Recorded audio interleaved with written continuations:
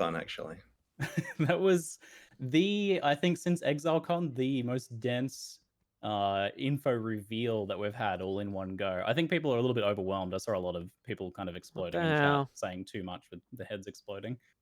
Yeah, it was honestly trying to revive what we were doing at ExileCon with this announcement. You know, we had a lot of fun presenting everything ourselves to the players last year on stage, and we thought, why not try that again?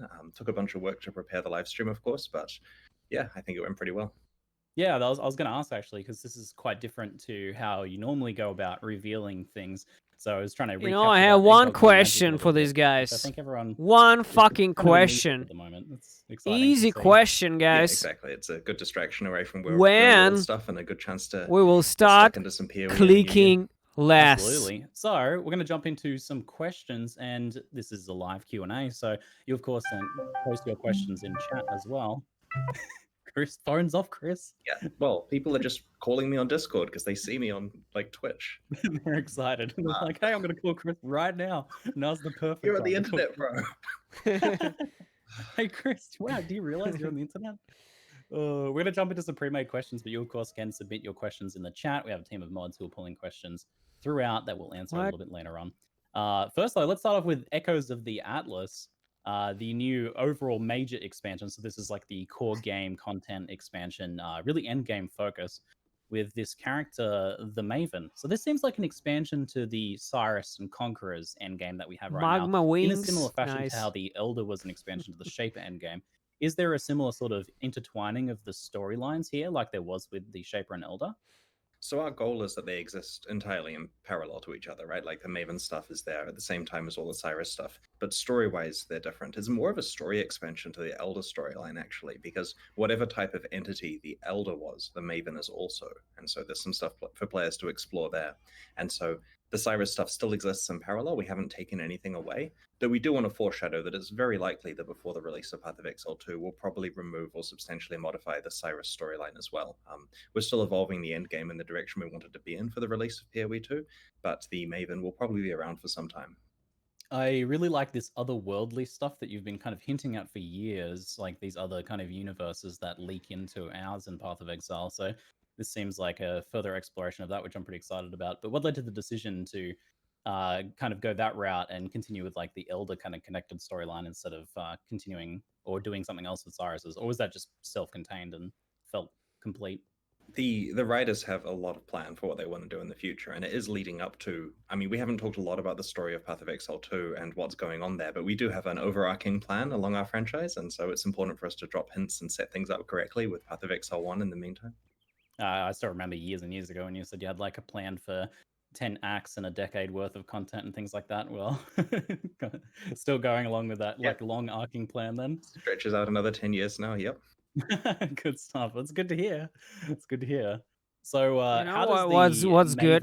This is something Chris slimmed down a lot. How does the Maven's Look kind at of this gameplay loop or cycle work in terms of thin content, face. how you engage with it?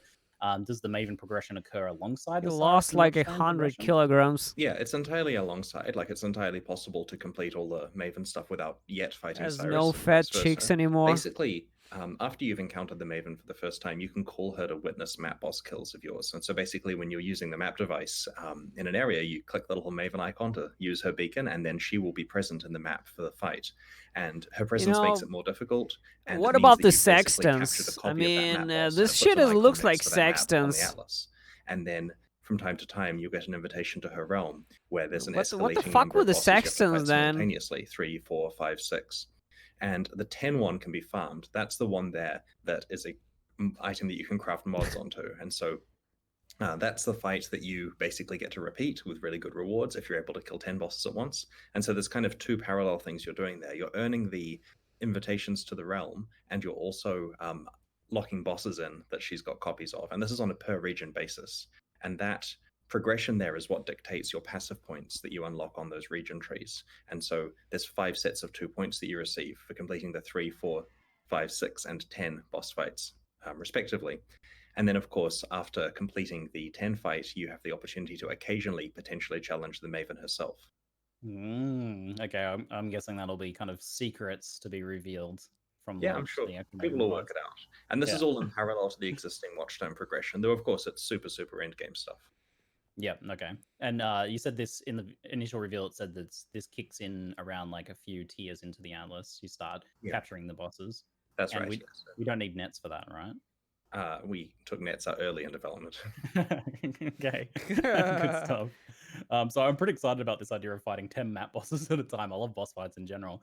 But something interesting we learned from Metamorph and the lab fights version of the Metamorph bosses was that it's often the map mods that actually make bosses difficult, and fighting them outside of that is often a lot easier in comparison. So how will the boss fights here, these Maven boss fights, be scaled in difficulty in the actual Maven's arena? What so GPU as you're you got? playing through them, initially doing 3, then 4, then 5, and so on, those ones there are difficult because there's multiple bosses at the same time. But by the time you need mods in order to make them harder, that's when mods start to kick in on the invitation items that you get for the farmable 10 boss fight. So that one's craftable. And so you definitely want to pump the rewards on that one as much as you can, because that's the place where you're finding a lot of the good in-game rewards from. You're finding, chase uniques, and you're finding craftable watchstones and so on. Wow, man. Okay, I have a few questions from that. Unexpected ones. You mentioned invitation items, so there's an itemized system here. Holy so shit. the first Congratulations, invitations that you man. receive from the what Maven did you have to go to before? and fight some locked-in bosses, they're quest items basically, because there's a strict progression of 3, 4, 5, and so on. The 10 invitation where you get to that's the farmable one, that one there is a tradable item, and so you're bottlenecked by both having 10 bosses in the can, as it were, and also having the item with the mods that you want. It's like flying into space, man. Maybe that you want to go and craft or trade for some that are incredibly good, or maybe you find one that's great but it's too difficult for you, so you just trade it and get chaos to spend on something else. So they have the bosses on them, on the item, and also mods, it sounds like? So to be clear about that, you're locking in bosses on your Atlas at any time, and the item is entirely separate. And so you'll, of course, have the item by the time you have the bosses, because they drop at a similar rate, but it's entirely possible that you do have surplus items that you want to trade to other people. And it may be that you're going for just harder bosses, like you want to lock in 10 incredibly difficult and rewarding ones rather than 10 of the easier ones. And so, the two progressions are in parallel with each other. Yep. Okay. And does the bosses you choose have an impact beyond just difficulty? I don't actually know the answer to that. Does anyone who's watching over here want to clarify? Yeah, it's just the difficulty. And of course, people will have strategic reasons to fight certain ones. Right, yeah. I certainly know from last time I was playing high-tier maps, there are bosses I do not want to be fighting simultaneously, so I would not pick those. Can you put like multiple of the same boss in, like 10 Katavas or something? Or they have to be different? Okay. The engine supports it. Don't get me wrong. This is a potential for the future, but you're fighting unique ones, I believe. Correct me if I'm wrong, guys. Yeah.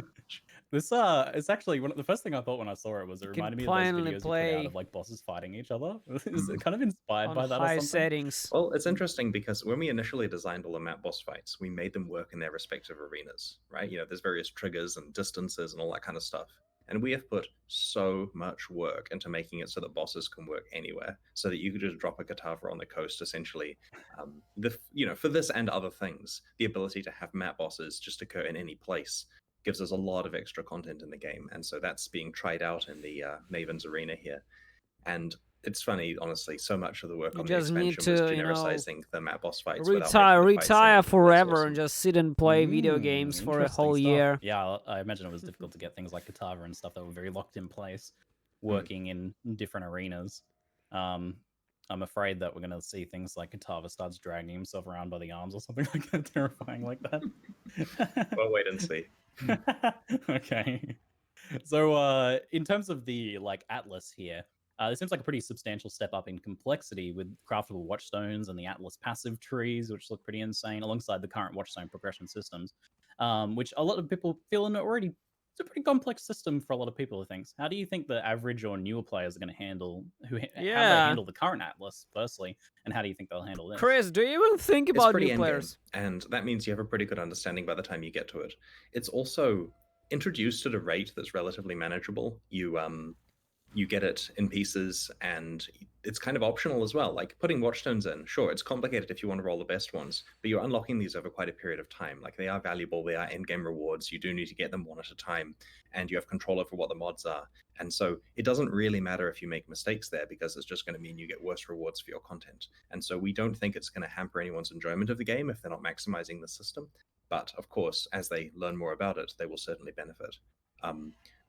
And as you know, with a free-to-play game, many players who play it don't quite get through to red tier maps, and we're okay with that. But those who do will certainly have a lot of stuff here that they can play. Chris said it's Right, relatively gotcha. manageable. Yeah, unlike regular Watchstones, it doesn't stop you from progressing. I'll so much quote as just, once again. give you Relatively extra reward manageable. engaging with the system well. So it seems like there's actually quite a lot of extra reward here. The passive trees in collaboration with these new craftable watchstones, from what I saw of those passive trees, there's a lot of stuff like guaranteeing generals and legions and stuff like that that are juicing up the rewards quite a bit. How much more rewarding do you feel the Atlas is going to be? And I guess you guys are comfortable with how much extra we're going to be getting? Well, part of it is that for a while, players have complained. A word they often use disparagingly is clutter. That the end game has a lot of alternate yes, systems. It does, Kev. Much fucking shit, while we Chris. philosophically believe that it's great for there to be a choice of content for people to play, and they should play whatever content they enjoy the most and are best at, we want to allow them to double down on content. We want them to be able to say, I like this, I want to see it more often, and I want to see it be more rewarding. And that way, you customize what you want to be playing, and then you play that, and you get good rewards for it. And that enables you to trade those rewards to people who did other stuff. So, for example, if you just hate incursion, you never want to touch a temple in your life, but you want double corrupted items, you just do heist or harvest or whatever it is that you enjoy a lot, and trade those items for the double corrupted ones. And so both the Watchstones and the Atlas passives here allow you to influence content that you're encountering, you make it know, more with more density of beyonds, while still making sure that there's a broad base of Path of Exile just content more for you to magic experience fine if you do this want to try league. something new. I have always really liked the idea of us being able to really specialize in certain pieces of content, and we've seen, I think, a progression. You're gonna have towards fucking more and more beyonds on every which is pretty part of interesting the to see. map. It almost seems like a step towards giving us the ability to choose which of these things. Like you mentioned, people saying that there's a bit too much clutter. There's like the option to effectively choose now which ones you actually care about. We've certainly discussed ideas of reducing the base rate and having this stuff amp it up. And, you know, that's a change we might even see before release, potentially, depending on how balancing goes. But we do want content to be available that you encounter occasionally. Even if you've chosen to specialize in other things, it's nice to occasionally run into it, to have an opportunity to try it. That's the only way a player is going to work out that they actually can do that content and that they do like it. And so, you know, there's plenty of time in the future to tweak this in future expansions, but it's likely that we are not just going to turn content outright off and hide it away. It's almost like they're little demos to tempt you into maybe trying to specialize in those and see how you go. It's like, oh, I keep seeing these Legion things. I wonder what it would be like if I specialize in those. Yep. Interesting. Okay. How hard is it to respect these Atlas passive trees? Are they something we're adjusting really often or leaving intact most of the time? So there is a currency that lets you refund it, and that currency, of course, has a value. I mean, how long is a piece of string, right? Like, you're not going to be able to do this super easily, but wealthy endgame players can absolutely, you know, respec as much as they need to. It's just going to cost them, and there's going to be an opportunity cost to that. You know, guys. Now, I'm there are already strategies, bored. of course, where you may want to respec these aggressively. You might work out that the best way of getting currency is to actively manage what Atlas passives you've chosen, and to do so, of course, just that's more going to burn a bunch of complicated, currency guys. achieving that, and players will work out the right amount to do that's still profitable for themselves. More I shit. imagine this is like something when people are doing the like fully juiced content. I where don't they're, care stacking about wealth sextants in and a everything video else game. to get specific content. What new builds can I make this league, guys? What new builds can I make in a fucking league? Honestly, because this, like most things in Path of Exile, is a market-driven thing. There's 2 new skills introduced. Need to respec, a fucking orb that is slow as shit, and a support for multiple sources of elemental damage, which I don't care, because it will suck anyway. Look at the effects of this and rebalance it later on if needed. Okay, so the reveal kind of slipped something in there that people might have missed. You mentioned that the Maven is the first.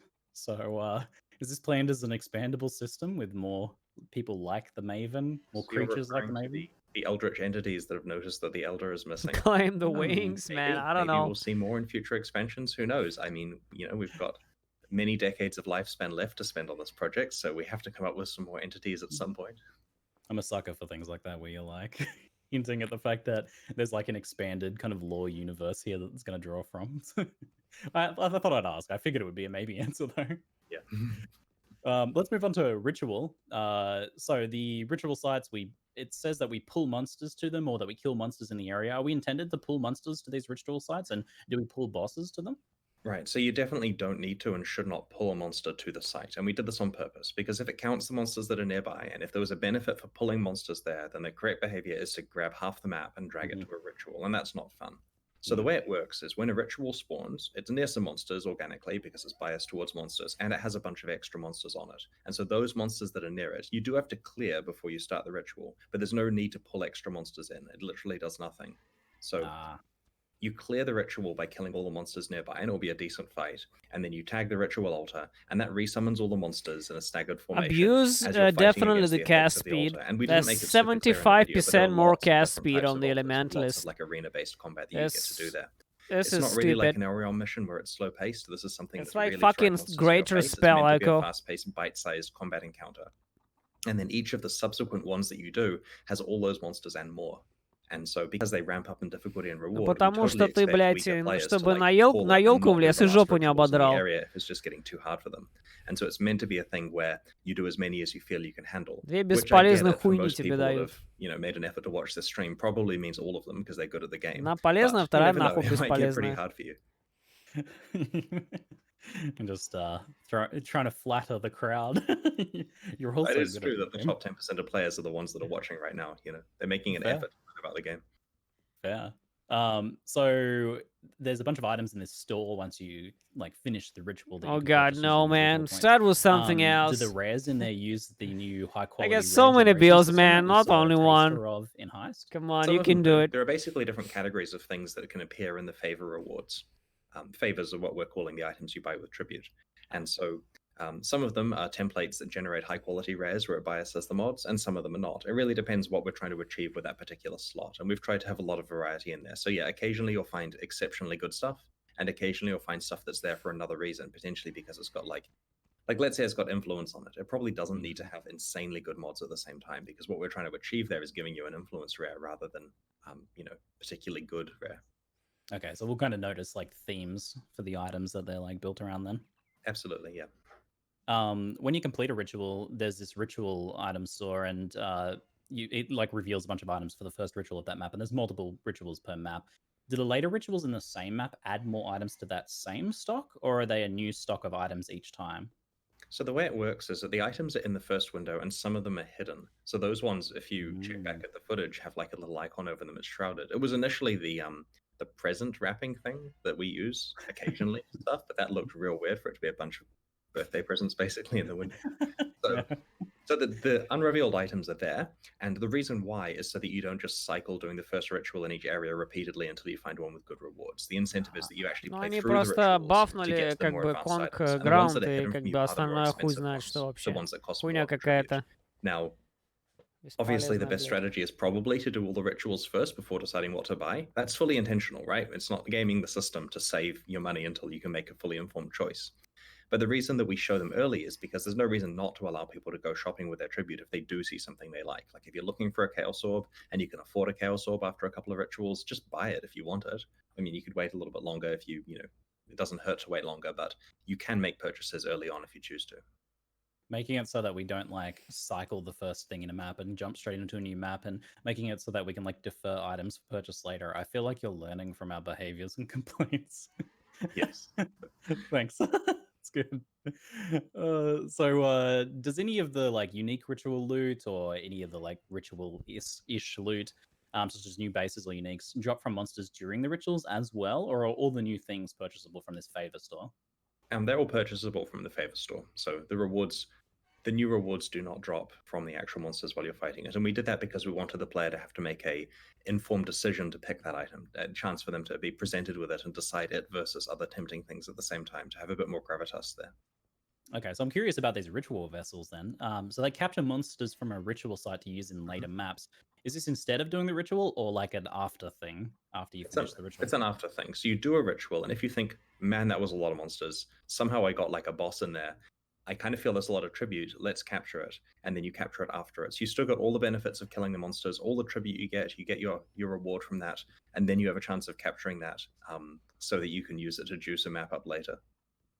I imagine the ritual favor points based on the monsters you kill, so just having a boss in there give you a lot more or something? Absolutely, yeah. You'll get an idea for what just gave you a lot of favor, and that's when you stick it in a bottle and use that to juice up a map later. And it's one of those things where not only do the ritual vessels give you a bunch of favor by using them on a map, but it also just makes better rewards spawn. And so you'll get a totally juiced map.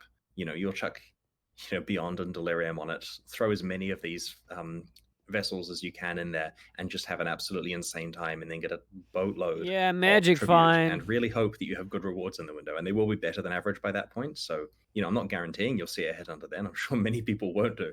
In fact, most people won't do. But you never know. I instantly saw the potential here for like some sort of infinite loops. I'm wondering if you've counteracted that. The ritual vessels apply the captured monsters to all ritual sites in a new map. If you use a ritual vessel on the new map that is already enhanced, do you capture more and then can take that to the next map and then add infinitum? We thought of that one. You can only use ritual vessels if you haven't used any on the map that you're playing. So it has to be on a vanilla ritual site. Okay, so it's kind of like I don't fucking understand anything about the rituals. Totally have you guys understood what they are talking about? Thinking of everything. I don't understand fucking shit. That's one of the advantages of having the extra month, right? Like, our goal was to release this in December, and we've taken extra time to actually, QA stuff as thoroughly as we can do, and to think of these things and put time into balancing it and making it good and making a good announcement stream. And, it's been really helpful. Yeah. You had an extra month or two? Roughly? Yeah, 1 month, of extra time. And sure, I mean, there's still things being tweaked, right? Like, people were away over, Christmas and New Year during that time, and not everything was finished at exactly the point we wanted to a month ago, but it's certainly very smooth sailing through that period while we're working on 3.14 at the same time as putting finishing touches and testing on 3.13. Like, I believe that we have a 99% functional alpha build. I understood that you can do two things. You can purchase items with favor that you gain by killing the ritual monsters. Turned off, the bosses are turned off. Go. And basically the second thing is you can kind of seal the favor in the bottle and use it later for alpha. on the map. Because there's various competitions and that kind of stuff being arranged for league launch, and obviously alpha testers would have an advantage. One of the rules that we're putting in place is if you've played on alpha for a given expansion, you're not eligible to receive prizes. And so that's a big decision that alpha testers are going to have to make, where if they're actually like a top tier streamer who wants to compete, they probably shouldn't be signing up for the thing that gets them a competitive advantage. Absolutely. So if you've had a chance to pre-play the content, you won't be able to win prizes. You can still compete, but people will know you're an alpha tester and you don't actually get anything for winning. And so that's our attempt at making sure that with a properly functional alpha testing program, we have a degree of fairness in there. That's really surprising and awesome to hear. Because I feel like this has always been like a little thing in the background that's never really been fully acknowledged. That's really awesome to hear. And I want to emphasize, because I can already see my email box blowing up. Please do not email me or other staff members asking for alpha access. It doesn't work that way. Like, we literally have a policy of if you ask, you're not getting it, kind of, right? So we have ways of selecting people. As the program continues to function better, we will add more people, but we'll do it in a fair way that gives people a chance to apply, or we'll select them based on their merits. And the best way to become an alpha tester is provide consistent bug report feedback on the main site. We invite people by looking at who is just giving us great feedback and putting time in. Alpha testing is not a prestige thing. It's something which is almost like an unpaid job, And thank you to the alpha testers for their feedback and unpaid work there. There's someone walking behind stuff. Chris. Just a couple more questions before we move on to some questions from the chat. With the rework to the harvest system, removing the gardening side of things, how will the Ashabi quest and fight happen, or has she retired? So you'll randomly encounter Ashabi relatively rarely. So you'll stumble in there expecting to get choices of crafting options, and there's the tree ready to go with the Ashabi fight. Okay, so it's just kind of a random spawn thing now. Infrequently, yes. Okay. In Heist... We rebalanced her rewards and stuff, of course, to compensate for this. Gotcha.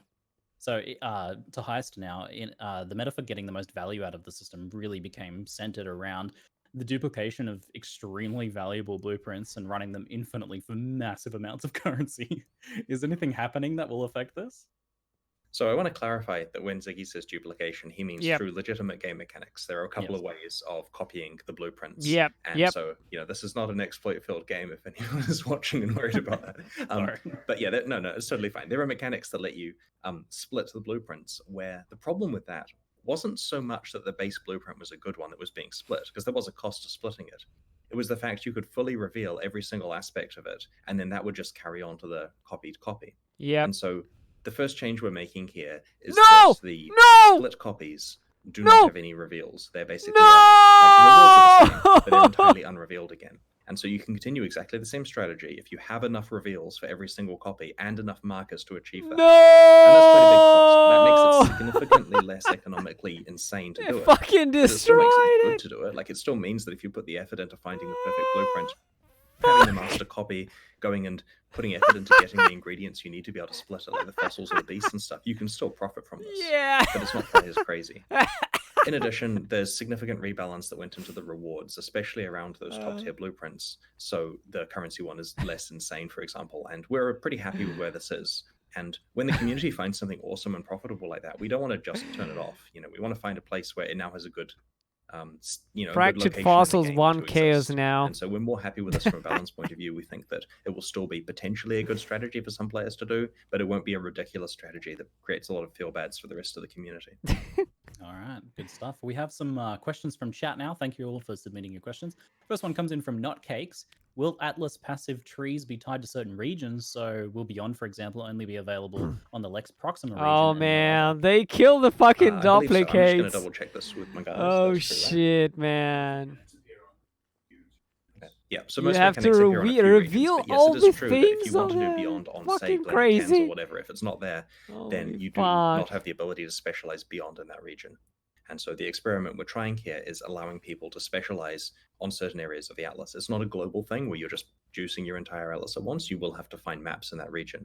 Of course, this can change over time. Give us feedback as you play. We think it's actually quite fun this way. It's certainly a more advanced way of doing it than what we could have done at face value, but we try to do it the interesting way rather than just say broadly a whole Atlas is juiced.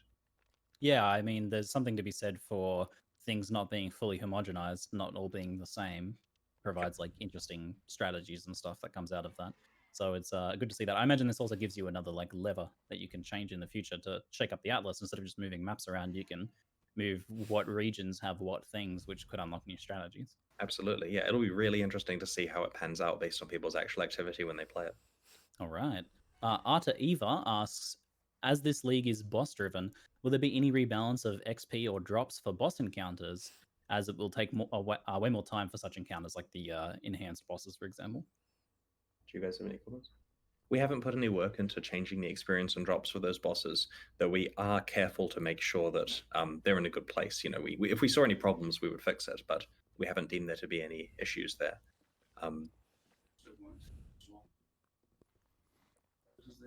Yeah, the team don't think it's going to take a lot longer. This is what they did.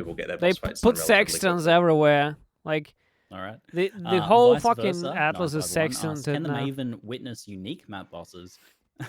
If so, can there boss-specific loot drop in the boss rush? No, you can't witness unique map bosses. That's something we certainly discussed and tried to achieve, but there are significant logistical issues on that one, so that's a thing for later. Yeah, I imagine that. Why no one asks about fucking sextons? Come on. During certain periods and stuff. Idiots, fucking ask about the sextons. What happened with the sextons now? Notcake's got two questions. Will Atlas passive trees be tied to certain regions? So, wait, that is a repeated question. Oops, never mind. Casually Stoned asks, what order of rarity are we talking about with the new influence Maven Orb? Something like Influence Exalt? Mirrors? They're estimating around the Awakener's Orb level. You know, we certainly want it to be pretty punchy. Makes sense since it's, I imagine, a drop from her fight. That's a good assumption to make. That's a very clever non-answer there, Chris. Yeah, oh no, it's only sense, but it's an Act 1. Okay. Sylphia asks, do we get skill points for each of the 8 Atlas skill trees, or do we just get 2 points and have to choose which tree to allocate in? It's all on a per region basis. So you can completely max out a single region, potentially, before you touch the other ones if you choose to. And so to specifically answer the question, as you do the multi-boss fights in a given region, you get points for that particular region's trees. I will do it in standard next league. Taking my own question on there, roughly where does this line up? Is this like Awaken at 8, we're likely to have all the skill points unlocked, or is it significantly longer than that in terms of a tail of content? How do you guys feel about that? All of them in all regions, it's probably Awaken at 8, but to get all points in one region could be. Okay, yeah, so they clarify that Awaken at 8 is about a good estimate for all regions, all trees, but to get all the points in a single region could be a fair while before that. Okay, so that's like a longer tail thing that you can focus on, like unlocking. It's like you're settling into unlock your longer term strategies kind of thing. Yeah, and it honestly depends on what you're prioritizing, right? Like, you're going to prioritize the regions with things you want to be playing, and so you'll probably get those significantly further ahead than the ones where you're just doing it because you might occasionally play a map in that region and you don't really care about those mechanics. Right. Same old asks, a rather interesting question. Can you drop craftable watchstones before you get all the normal watchstones, thus amplifying your progression or speeding it up? The craftable ones are super end game rewards. Can you guys clarify? Yeah, you technically can. I mean, you may not have all of your 32 watchstones by the time that you start to get craftable ones. But yeah, the craftable ones are meant to be mostly coming after the normal ones. All right. Okay. Yeah, and you can also trade for them, right? Like, you could earn a bunch of currency doing something else and then fill up your atlas that way if that you feel is the best plan. All right. Zen21 asks, does the tier of the map bosses affect the captured boss, like how watchstones alter tiers of maps in retros? This in reference to ritual. In ritual. I'm failing to parse this question mentally. So if you capture a boss and mobs in like tier 10, does that affect, if you apply it to like a tier 5 map, does that make them really dangerous, or does it scale to the map that you apply it to, I guess? Good question. Inherits the area level of the map. Right. It inherits the area level of the map that you captured it in. Oh, okay. So pay attention to that then, if you like trade for them. Yeah. With respect to the Maven. Yes. So that's with respect. Right. So with respect to ritual, it inherits the level of the one you captured, and with regard to the Maven, it has a fixed level per encounter. Okay, gotcha. So you're saying that the 3, 4, 5, and so on are at fixed? Yeah. Okay. So tier 1 is tier 16 equivalent. Yeah. So when you're fighting 10 bosses at the same time, they're going to be tier 16 equivalently scaled ones, regardless of whether it was a low tier map that you captured it in. Oh, and high tier maps. Yeah, you have to capture them in high tier maps in that case. Okay. It's amazing the number of border cases that I don't get exposed to when working on this, that the guys who are physically setting them actually understand. Yeah, I'll mention if you guys have like pretty technical questions, a lot of that stuff is really often answered in the kind of FAQ that's released a little bit closer to launch as well. Yeah, Bex is looking into how much community confusion there is, and will release an FAQ if necessary. It's partly that we're hoping that this Q&A helps solve most of the stuff, because it's a good opportunity to clarify things and explain it in plain English and so on. But, there'll probably be fine details we need to clarify afterwards. I thought this was a good idea just because my first feeling after watching the video that I was just like super overwhelmed, and it was hard to like process everything just because of the sheer amount of info in that like 30-minute reveal. So it was a pretty good idea for that. Hopefully people are kind of like settling into it. Should we have slowed it down and like spread it out over an hour and just be chill about it as we go, or is it good to have that pace of content? I think it's great for people to be like overwhelmed and freaking out and their heads exploding. They have like a week to get used to it all and figure it all out on Reddit and everything. So we didn't want to waste people's time, and there was a lot to cover, so we just got right into it. Yeah, totally. And we have this downtime and then Bayclast afterwards to unwind a little bit and process. So that's good. Snoozius asks, who gets the choice/drop in ritual when multiplayer game, when playing with friends? Yeah, that's a great question. So this is one of the leagues where it's the instance owner who gets to choose the rewards, and so you do not all get your own tribute. You do have to like work out what you're getting as a group and to share it, and it's usually based on implementation detail that we decide. Column's dying, dude. It's tremendous. Fucking tremendous improvement. You just don't need mana anymore for summoning guns. You can reserve more. You can reserve all your fucking mana now, like 100%, and you don't give a shit. You each get the chance this is to be huge. Sharing with your friends. Wow. True though. Clemmy Clem asks, will there be sextant mods that affect the amount of ritual points you get whenever ritual mechanic spawns in the map? Yeah. If the sextants spawn packs and the packs spawn within the ritual site, then it absolutely does affect it. In terms of actually adding mods to sextants that affect rituals directly, that's something we would do if ritual goes core later, potentially. We have not confirmed or decided, have no idea whether it's going core. It depends a lot on what people say. They like it, don't like it, you know. It's significant to know that, like, just enhancing the map. But it's not about the effectively will sections. add extra packs to They the ritual site they as do well, and it's exist not though. fully isolated. Yeah, that's for sure. It's Parsalien asks, are there always 3 rituals per zone, or does the number of rituals per zone increase as you progress through the story, or does it change in other ways? I'll add on. My understanding is it does get larger. Let me just clarify with the guys. Scales very slightly. Yeah, so it does scale very slightly. So the range of number of rituals you can get does get higher as you get into higher tier areas.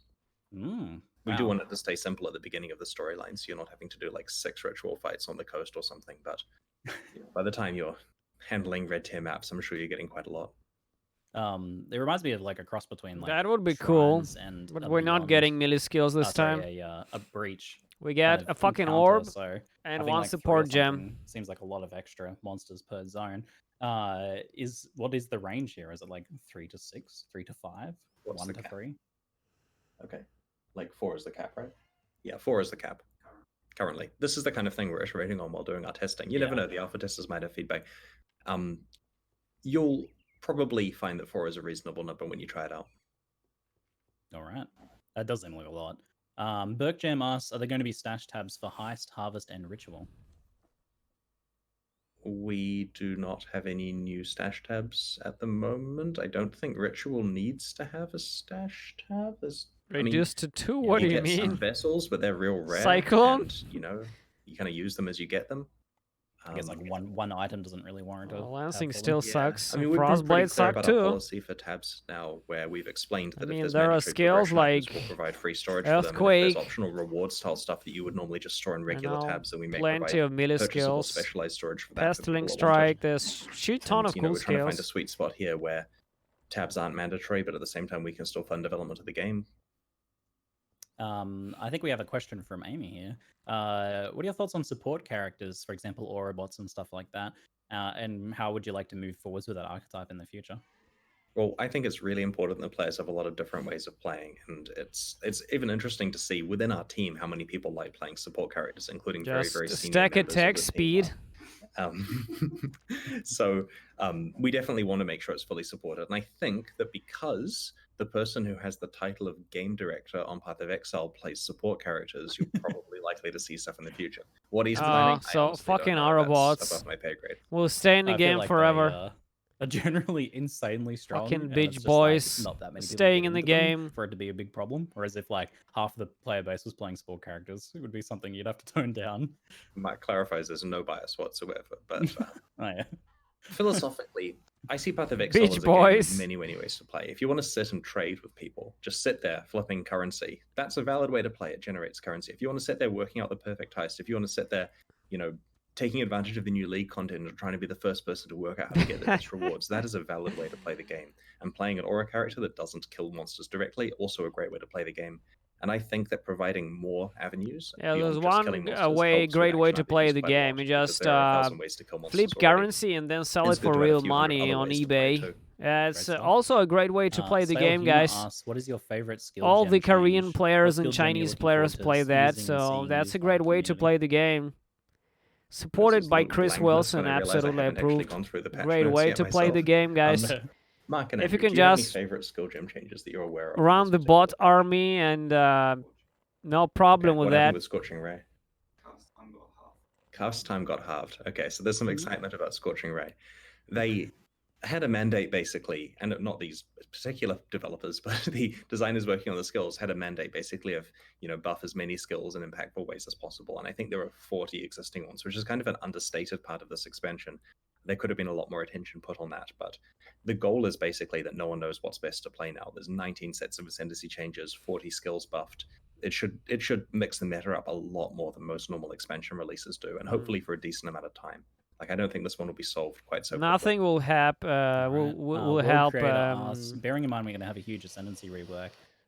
Shattered shield or whatever the fucking shield skill is reworked as part of the expansion. So basically all 19 ascendancy classes got attention, where we sat there and said, what are we doing with this tree? How are we changing it? 3 of them had quite large implementation based sets of changes. The Inquisitor, Elementalist, and Deadeye actually had some serious amount of work, but the other ones at least had us going through and reviewing each thing and changing stuff. And so The amount varies from class Nothing to class, will but we help made sure at the scale. was included. Even if it'll double damage, will still generally suck. relatively happy with her place, and this is partly because if we make her too powerful, she jumps right ahead quite quickly, and so it's in a pretty good place. But you know, we don't want her to lag behind. Jard Extreme wants to know if you're going to implement the trade website as an in-game thing. Yeah. I don't see harm in doing this, and I kind of do think that it would be a positive thing to have the ability to embed a browser in the game so that you can directly link stuff, you can click on people's names to automatically whisper them. It's not at all against our philosophy with trade, right? Like, we're not against making things easier from a convenience point of view. It's more about, you know, the fundamentals of how trade works that we have a bit of philosophical views on. Having said that, there are interesting issues with getting it working in game to do with embedding browsers and the right middleware for that and various issues, and we just haven't got to that yet. It is fascinating how complicated development gets when you're targeting multiple platforms and consoles, and like, you know, like, let's say hypothetically you pick some middleware to embed websites in your game, and then that middleware may not work on like M1 ARM processor Macs, for example, and then our Mac users get upset at that, or it just requires a bit of work to get that kind of stuff going. And in the meantime, people can alt-tab. Alt-tab, guys, for the next 10 years.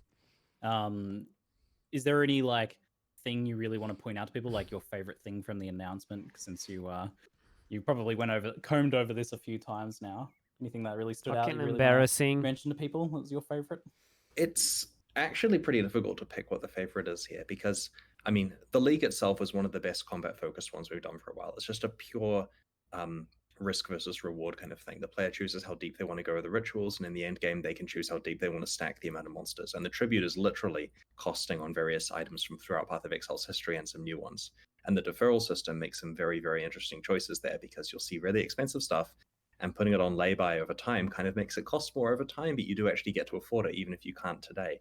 And so that will be an interesting experiment. Yeah, so I mean, there's like 20 people playing on Mac, maybe. To go with it, but is probably going to be one of the more, you know, condensed fun ones that we've done for quite some time. Why even bother? Very true Path of Exile.